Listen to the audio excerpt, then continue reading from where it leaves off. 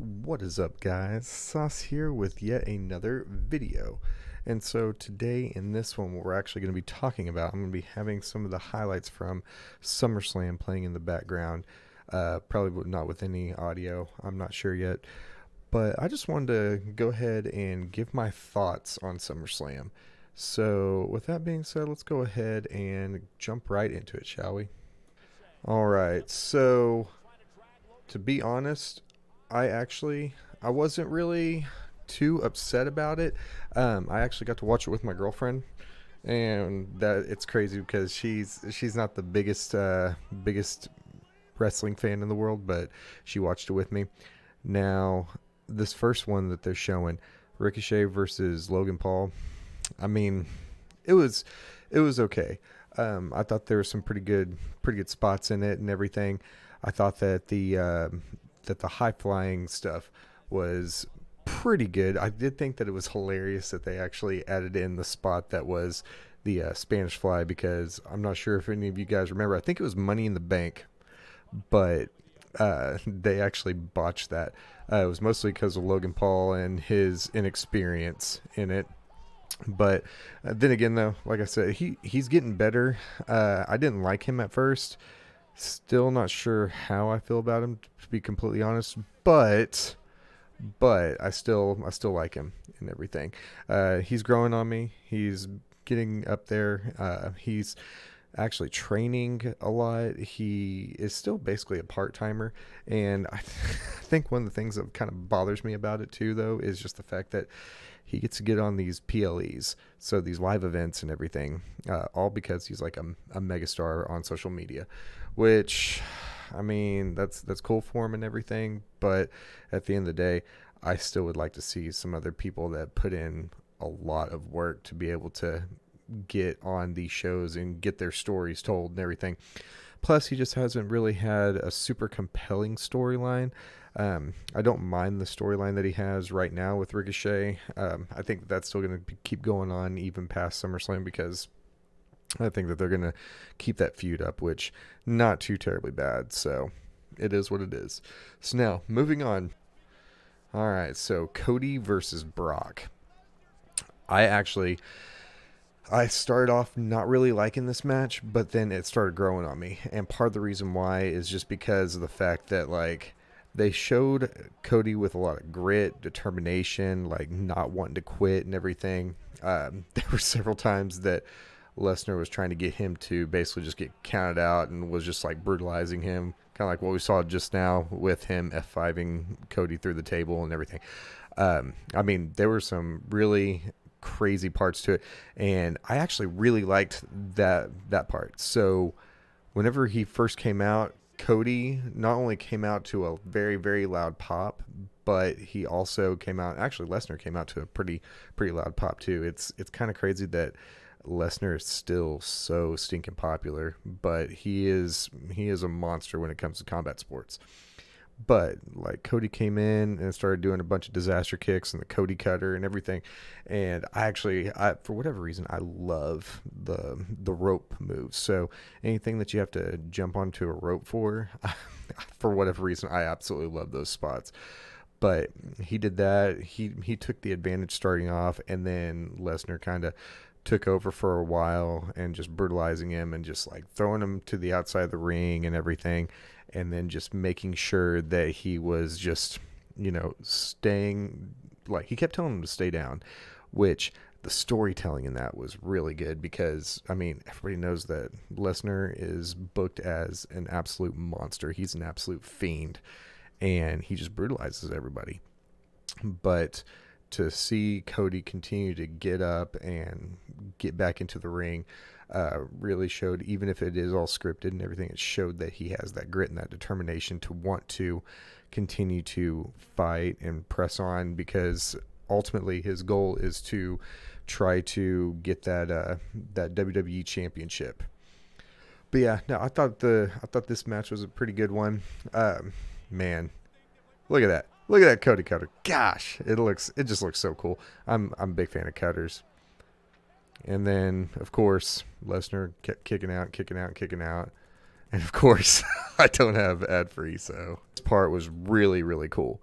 So the very end, whenever so Cody Rhodes, he did 3 crossroads in a row, and after he did that, that was pretty much what put Lesnar away. And I mean, I'm kind of iffy on the crossroads, but I mean, he's been using that finisher for a long time. But either way, so at the very end of the match, and this was apparently not scripted, this was improv by Brock Lesnar. And from what I read, Brock Lesnar only works with people and whenever he respects them. And if he really respects you, then he will go along with some longer storytelling. So at the very end of the match, got into his face, but it was because he was showing him respect. And they shake hands, they hug, and then Lesnar just raises his arm and walks around the ring with it. And I just thought that was really cool. You can come in here if you want. But yeah, I thought it was really, really cool that he was showing him the respect. And I guess Cody had no idea that he was going to walk around and do this with him. But that's basically a passing of the torch, saying that it's your time now, Cody. And I thought that was such a cool spot because that kind of sets it up for a long-term storytelling that, you know, Cody actually deserves it. That Cody deserves to be able to hit that main event scene. And maybe this next year, probably at WrestleMania, maybe he'll get to dethrone Roman Reigns. Probably not going to happen, though. Let's be honest. And then this next match, the 25-man, I believe, Battle Royale, or Battle Royal, I guess you should say, the Slim Jim Battle Royal. Everybody pretty much knew going into this that it was more than likely going to be LA Knight winning it. I thought it was okay. My girlfriend was cracking me up during this because we were just like watching it. There were just so many people in the ring, and it was just like almost overwhelming. But LA Knight finally got his big moment, which I really wish that it was more of a title shot. I really wish that he was in the running for that U.S. title instead of Austin Theory. But I didn't like that Omos was in this, if I'm being honest. I don't like Omos because he only has like a few moves and everything, and he's mostly just this big dude. And he's the kind of guy that Vince McMahon loves. Just that big, overpowering mammoth of a man. But no, that match, it was okay.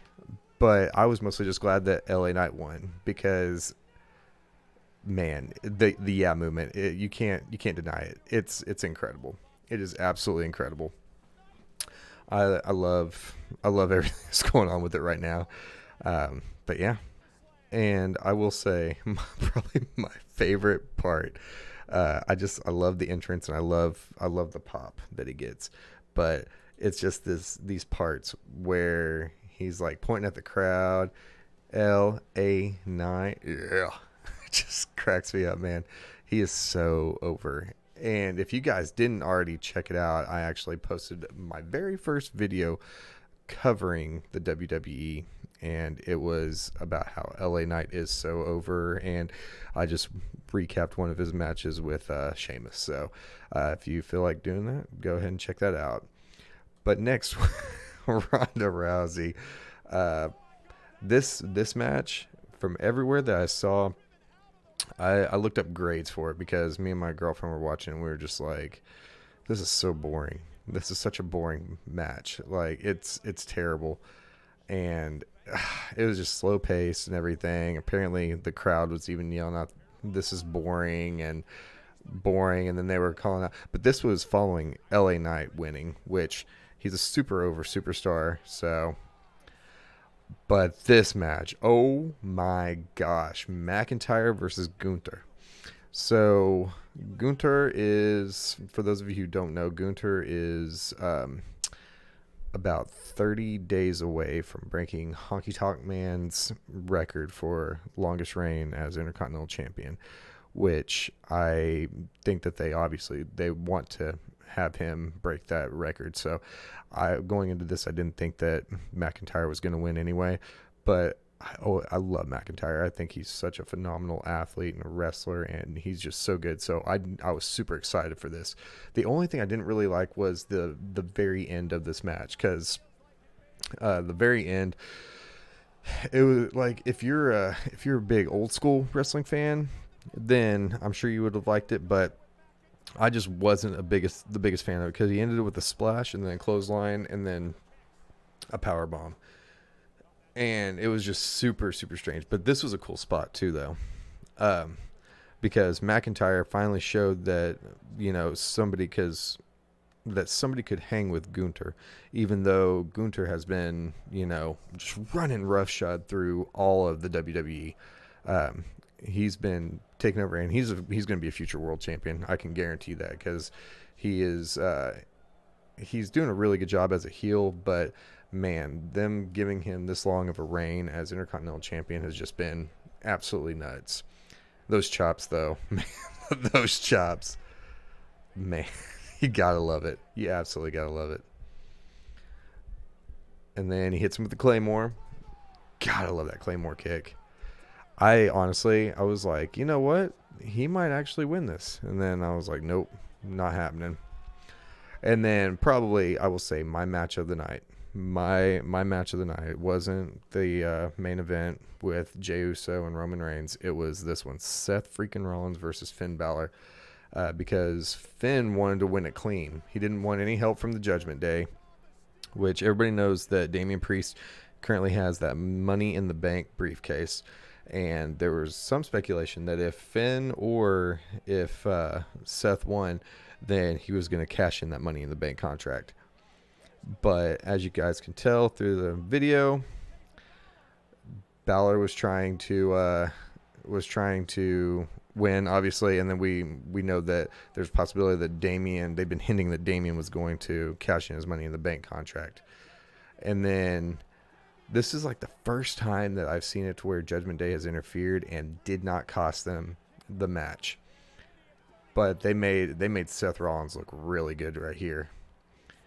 And then you sit here and you think that he's gonna get it, because I mean, everything was going his way. He had the Judgment Day out there. He has him dead to rights. He hits him with the coup de grace, and then he goes to cover him. Thought he was done. Nope. I legitimately got out of my seat and was just like, what in the world? Are you kidding me? That is absolutely nuts. Oh my gosh, I don't have it. Get off my screen, ads.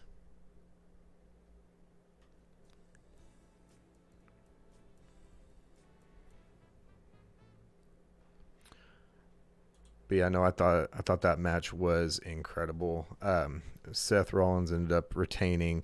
There was a little bit of an issue with, I guess, Damian Priest's briefcase was on the ground. Finn was going to go use it, and then he got the stomp from Seth Rollins instead, and they were just staring holes into each other, which I was like, oh my gosh, something's going to go down. This is hilarious. But nothing ended up happening. But it was still, I think that was the match of the night for me. A+ match. This match, the women's title match, I read that it was actually kayfabe that Bianca Belair, who I wanted to win, Bianca Belair hurt her leg, but man, she did a great job of selling it if she did end up not hurting it. But obviously, at the end of the match, I can't remember who it was, but the woman who got the woman's Money in the Bank, she ended up cashing in and becoming the new champ, which was absolutely insane. All right, let's move on. All right, so the final match, the match of the evening, which, man, I will say they had some pretty good spots in this. The tribal combat match for the title. Now, I knew that Reigns was going to end up winning, and the only reason why is because he is so protected right now. They want him to have just the longest reign of all time. I don't think that he'll get to that point, but I don't foresee them letting him drop the title anytime soon. But, of course, Solo ends up coming in and interfering and everything. And then the craziest part of the whole match At the end of wow, I can't even talk. But at the very end of the match, whenever it looks like Jay got the better of Solo and Roman Reigns, it looked like there might be a chance that the title was going to change hands. We're going to get a new tribal chief. Then all of a sudden, some masked assailant pulls him out, and all of a sudden, Jay ends up getting super kicked because it shows that it was actually Jimmy Uso. They're about to show it right here. Like, we thought that he was going to win, and then we're like, what? Masked assailant? Who is that? And then it's shown to be Jimmy. So Jimmy Uso is getting a heel turn, and the Usos are no more, at least from what we can tell, which is absolutely nuts. The only reason why I'm not the biggest fan of it is because, as much as I like the Bloodline storyline, I will say my frustration with it is that I feel like it's drawn on too long. They're going to bleed it dry for whatever it's worth, but I'm just not the biggest fan of it, like, at all. I liked it at the very beginning, but I feel like they're bleeding it dry. It's great storytelling. I can admit that. I can admit that it is great storytelling. But at the end of the day, man, I also am one of the ones that I'm not a big fan of Roman Reigns. I think his mic work has gotten a little bit better. His in-ring work is absolutely terrible. But the way that the WWE is booking him right now, he's just running through everybody. And now that we don't have Jay going after the title, and now we don't have anybody legitimate to go after the title. And from what I was reading earlier, it looked like apparently Roman Reigns is not going to be dropping the title anytime soon. The only time I could see him dropping it is possibly at WrestleMania 40, which would be against maybe Cody again. But I still have no idea. I have no idea, and it's just, man, it's starting to get a little bit stale, you know? So we'll see what happens with this. They're probably going to be setting up for Jimmy versus Jay at some point, maybe during WrestleMania or something. I think, so my prediction, in all honesty, is that because this is so big, if they don't have Roman drop it to Cody, then my guess, and you heard it here first, my guess is that what's going to end up happening is that the title is going to end up being vacated because Roman is going to, they're going to come out and say Roman has just run through the entire WWE. There's nobody else left to challenge for the title, nobody worthy of it. So he's going to retire, and whenever he retires, he's going to vacate the title. That's the only way I can see it. I don't see any other way for them to, at least not with the storytelling right now. And it just breaks my heart because I actually, a lot of people might disagree with me, but I love seeing title changes.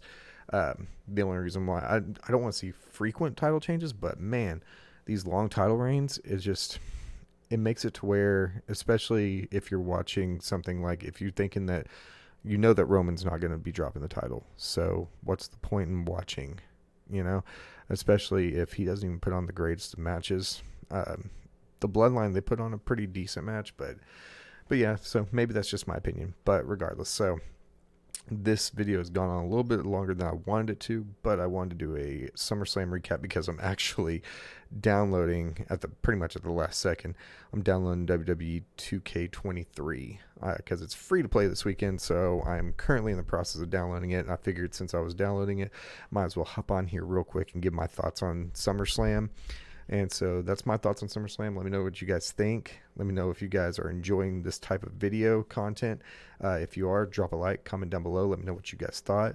Let me know what you guys thought about SummerSlam because I really enjoyed it. So, but with all that being said, I appreciate the support. I appreciate you guys tuning in whenever I put these out. And with that being said, catch you guys in the next one. Thank you so much for watching.